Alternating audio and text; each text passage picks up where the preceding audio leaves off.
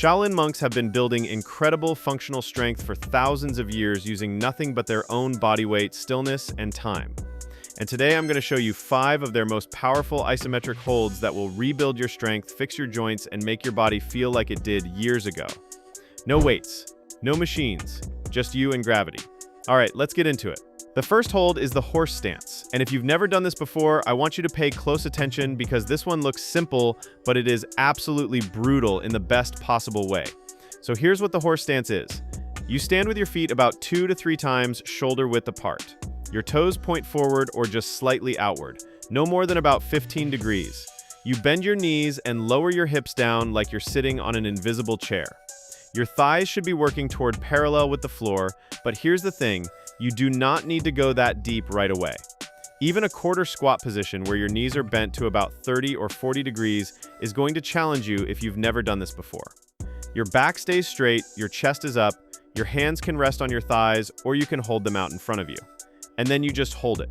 Now, here's why this works so well. The horse stance is a full lower body isometric contraction. Your quads, your glutes, your hamstrings, your hip flexors, your adductors, all of them are firing at the same time, just to keep you in that position. Studies show that isometric training at joint angles like this one builds strength across a wide range of motion, not just at one specific point.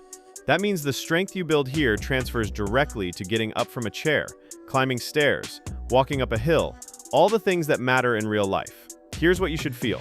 You should feel a deep burn in your quads, especially in the front of your thighs. Your inner thighs might start to shake a little. That's normal. Your lower back should feel engaged but not painful. If you feel sharp pain in your knees, raise your hips up a little. The goal is to find the deepest position you can hold with good form, not to force your way into a position that hurts. The most common mistake I see is letting the knees cave inward. Your knees need to track over your second and third toes the entire time. Push your knees out slightly, like you're trying to spread the floor apart with your feet. The second mistake is rounding the back. Keep that chest up and your spine neutral. Start with 20 to 30 seconds. That might not sound like much, but trust me, after 20 seconds in a proper horse stance, your legs are going to be talking to you. Work your way up to 60 seconds, then 90, then 2 full minutes. Shaolin monks hold this for 30 minutes at a time, so you've got a lot of room to grow.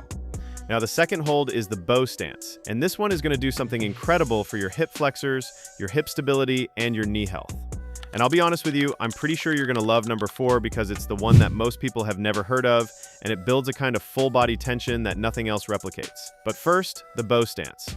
Step 1 foot forward about 2 to 3 feet in front of the other. Your front knee bends to about 90 degrees directly over your front ankle, never past your toes. Your back leg stays mostly straight with just a slight bend at the knee. Your back foot is angled out at about 45 degrees. Your hips face forward, your torso is upright, and you hold that position. This is essentially a static lunge, and the reason it's so powerful is that it loads both legs in completely different ways at the same time.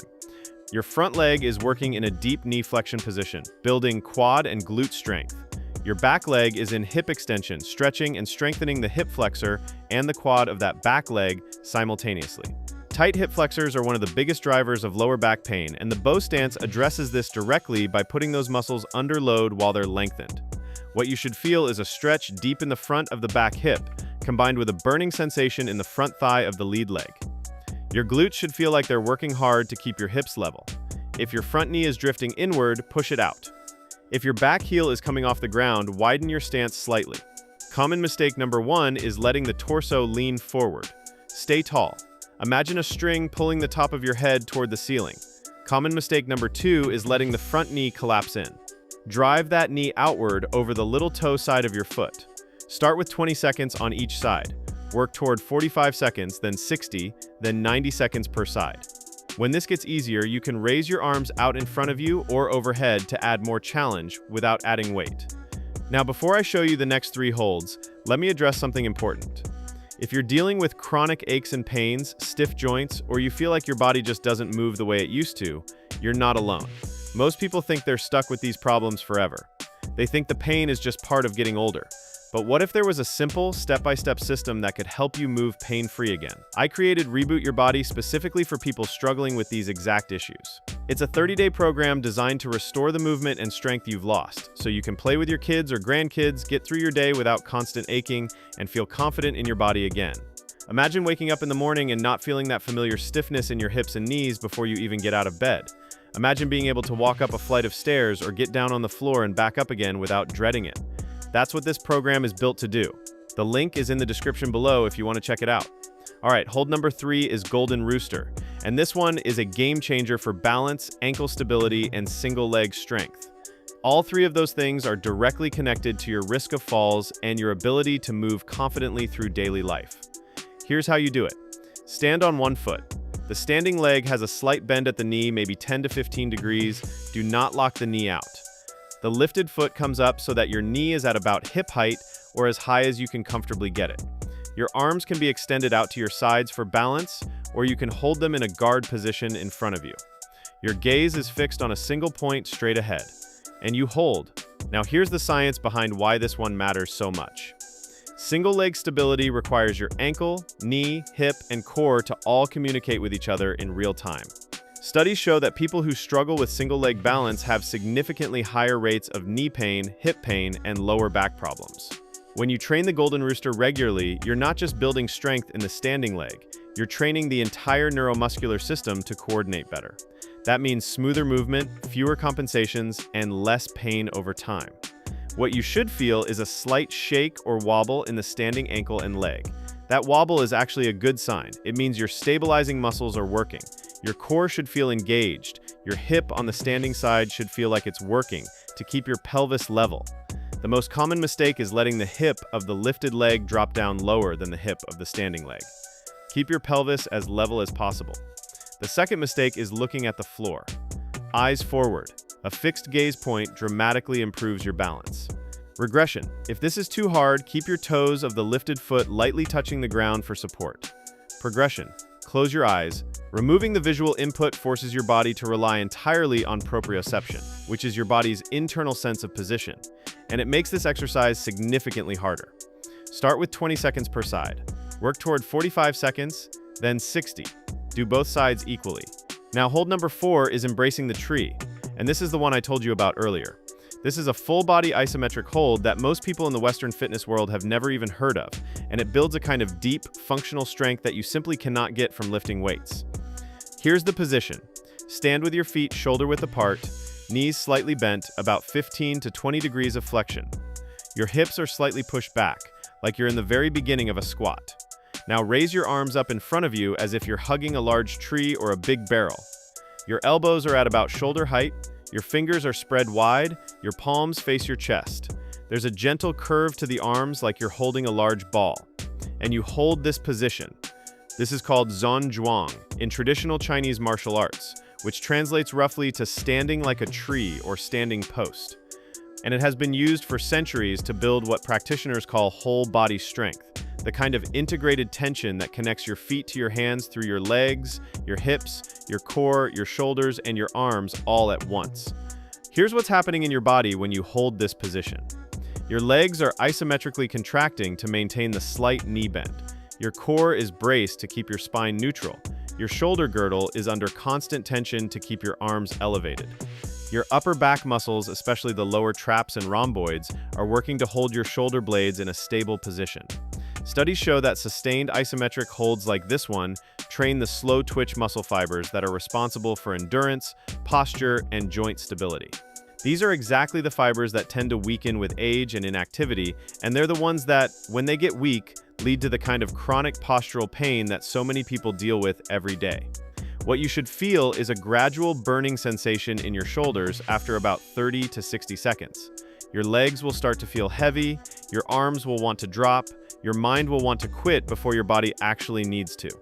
That mental component is part of the training. The most common mistake is shrugging the shoulders up toward the ears. Keep them down and relaxed. The second mistake is holding your breath. Breathe slowly and deeply throughout the entire hold. Start with 30 seconds. This one might feel easy at first, but give it a minute and you'll understand why Shaolin monks use this as a foundational practice. Work toward 2 minutes, then 3, then 5. Yes, 5 minutes. It sounds impossible right now. It won't always be. Now, the fifth and final hold is the iron bridge. And this one is going to build strength in a part of your body that most people completely neglect until it starts hurting. I'm talking about the posterior chain, your glutes, your hamstrings, your lower back, and the deep spinal stabilizers that hold everything together. Here's the basic version. Lie on your back with your knees bent and your feet flat on the floor. Hip width apart. Press your feet into the floor and lift your hips up until your body forms a straight line from your knees to your shoulders. Squeeze your glutes hard at the top. Your shoulders stay on the floor, your hands can be flat on the floor beside you for support, and you hold. Now, the full Shaolin Iron Bridge is a much more advanced position where the practitioner bridges between two elevated surfaces with only the head and heels touching. We are not starting there, but even this foundational version is enormously powerful for rebuilding posterior chain strength. And here's why that matters. The posterior chain is the engine of your body.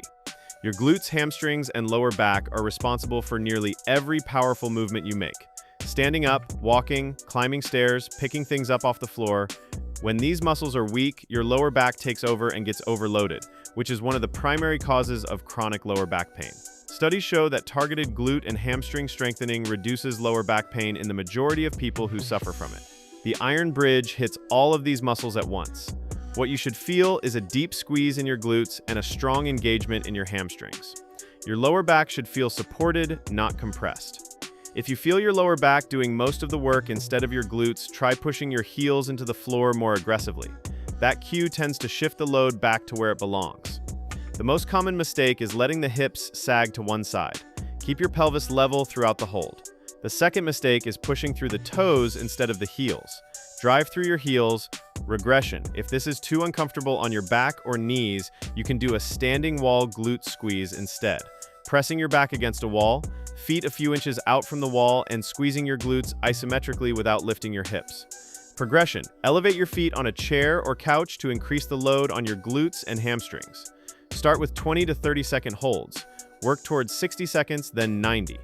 All right, now let's talk about how to put all of this together into an actual routine you can follow. Here's what I want you to do 3 times per week, with at least 1 rest day between sessions. Start with the Golden Rooster, 20 seconds per side, just to wake up your balance system and get your nervous system primed. Then move into the horse stance for 30 seconds. Rest for 30 seconds. Do the bow stance for 20 seconds per side. Rest for 30 seconds. Then embracing the tree for 30 seconds. Rest for 30 seconds. Finish with the iron bridge for 30 seconds. That's 1 round. Do 2 rounds to start. After 2 weeks, increase your hold times by 10 seconds across the board. After 4 weeks, add a 3rd round. After 6 weeks, reassess and push your hold times further. The whole routine takes about 15 to 20 minutes. You don't need a gym, you don't need equipment, you just need a small amount of floor space and the consistency to show up 3 times a week. Here's the thing about consistency. It beats intensity every single time. 10 minutes done 3 times a week for 3 months will do more for your strength and your joints than any hardcore program you do for 2 weeks, and then abandon. Start where you are, progress gradually. Trust the process. If this video helped you, hit the like button and subscribe to Strength Mode because I put out new content every week designed specifically for people who want to move better, feel stronger, and live without the constant pain and stiffness that most people just accept as normal. And if you want a complete 30-day system to go alongside this kind of training, check out Reboot Your Body in the description below. It's the program I built to help people exactly like you get their bodies back. I'll see you in the next one.